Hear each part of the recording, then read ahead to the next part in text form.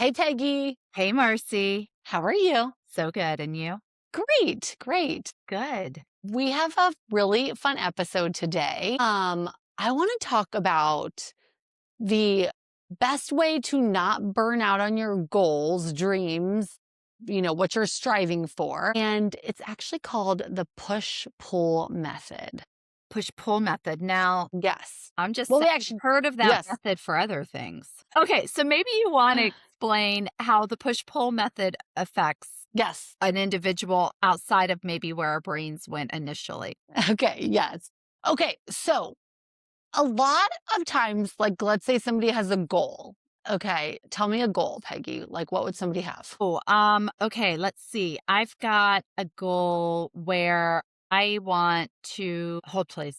I know I have a million goals. What's a goal? What's a goal? What's a goal? I want to have my YouTube channel monetized by December. Okay, That's a okay, goal. okay, great. So let's say somebody wants to have this YouTube channel monetized and they work on it 12 hours a day plus, Mm-hmm. and they like just really focus, they grit their teeth, they do the thing. Maybe they're actually working 90 hours a week on it. They're just like going for it They're all in the it to time. win it. Okay. Yes, but eventually that is such like negative emotion. The brain is going to start fighting back because it doesn't want to be there, because the caveman brain wants to like sit on the couch and chill because it wants to keep you safe, and it doesn't know real danger like a bear versus fake danger like burning out on striving for Thumbnail. this. Yes, exactly, exactly. So that would be the push, or just pushing, which can take a toll on your body and your brain. Did Okay. Steven did Steven text you? What's happening right now? Okay, Hey, go on. Steven.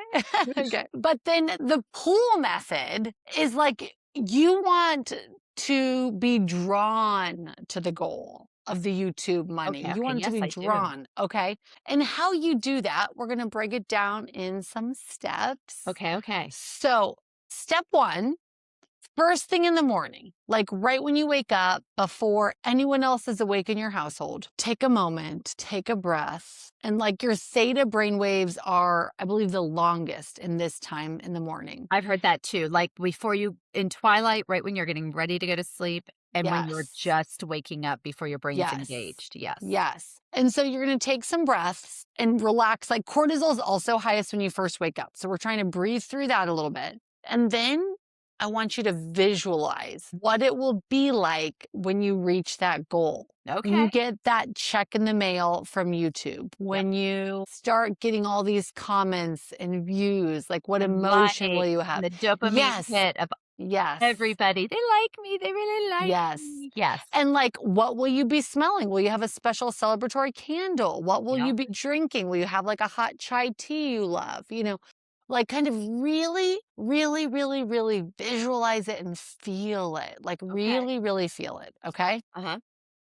You're going to do that for several minutes. And then throughout the day, kind of like a first love that you're obsessed with, be obsessed with that dream, like Okay. that goal, that visualization of it all coming together, and just Okay. chew on it and marinate on it So I all just day. visit it every now and then, and I'm Yes. like, "Oh gosh, yeah, that's gonna feel that feels so good." Not going to feel, that feels so good to see that money in my Yes. account, to taste that drink, to Right. see those, Numbers. numbers going Yes. up. Yep. Yes.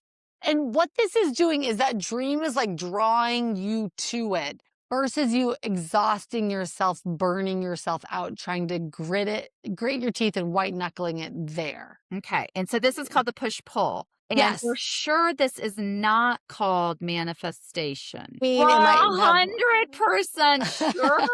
Is this the non-spiritual term for manifestation?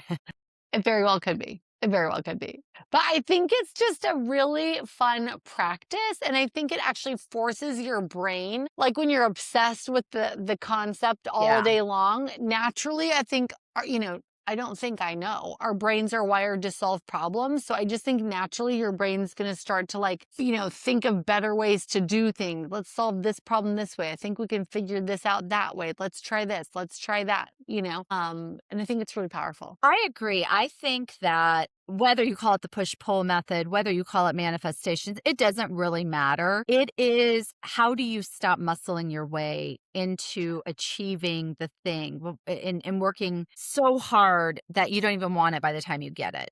I mean, you hear Right. so many people who get the thing that they wanted and they're like, the sacrifice I had to put in to get that wasn't worth it. Right. Yes. But then there are people who have the exact same thing that they have, and it's a blessing, and they love it.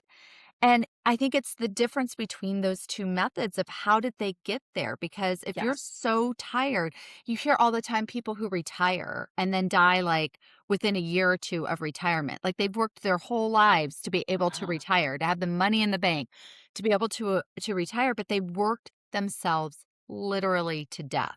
But they right. didn't get to enjoy that by the time Yes. that goal was Yes. realized, right? Because they just muscled their way into it. And that's not to say hard work is wrong and you shouldn't do hard work. Right. Oh, right. For sure. Is there another way? And if there is, why not do that?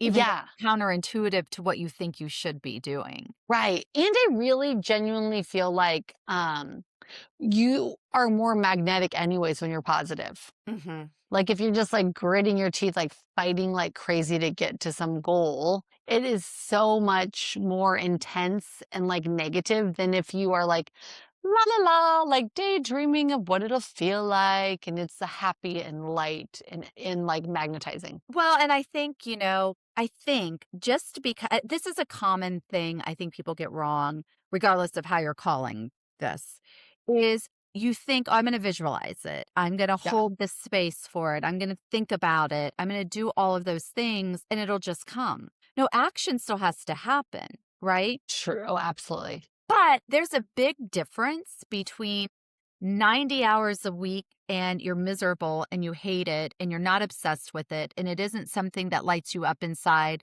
versus 80 hours a week that don't even feel like working. It just feels like breathing because you're obsessed with it, because you're Right. excited about it, because it lights you up. You're in love with it. You're Yeah. in love with it. It's just like I can spend 80 hours a week with a man I'm not obsessed with, and it may be Yes. drudgery. Or I can spend 80 hours a week with a man I'm obsessed with, and it's not enough time. I want more. Right. Ooh, I love that analogy. That's really good. So it That's really it good. just shifts your mindset, which does shift how your body responds. So you aren't working yourself to death. Because what Right. you're actually doing is lighting up all the right parts of your body instead of the wrong Yes. ones. And you Yes. go to bed because asleep and exhausted, but so excited to wake up the next day like a Right. kid on Christmas Eve. Because you've Yes. got this thing you get to do again tomorrow. So true. So, so true. Very different. And that your body will respond accordingly. Yeah, I agree 100%. Yeah. So Yes.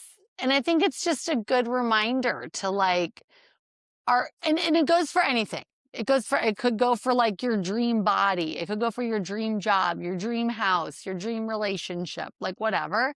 It can apply to anything where you take a minute, a dream vacation and just right. like visualize and feel it and be there and then kind of chew on it all day long Yeah, and what that I looks mean, like. the vacation one's so real because you Mhm. hold that space, oh, someday I would love to go to whatever it is, Yeah, Australia, let's just say, and or the Canary Islands, and oh, someday I would love to do that. Someday I would love to do that.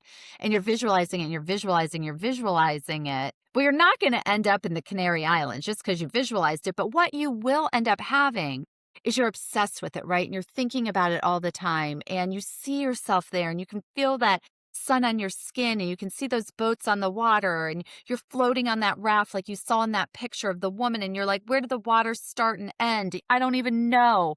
And you're doing all those things and you're sliding into the water from your little hut and you're doing it all right in your mind and your brain is going, okay, we got to make this happen. So then your brain is prompting an advertisement that you see it, right? And so now you're online and you see there's this advertisement for the Canary Islands. How did it even know I'm interested in the Canary? Is it reading my mind? And, so then you're like, you click on it, right? And you're like, wait a minute, this is a travel agency.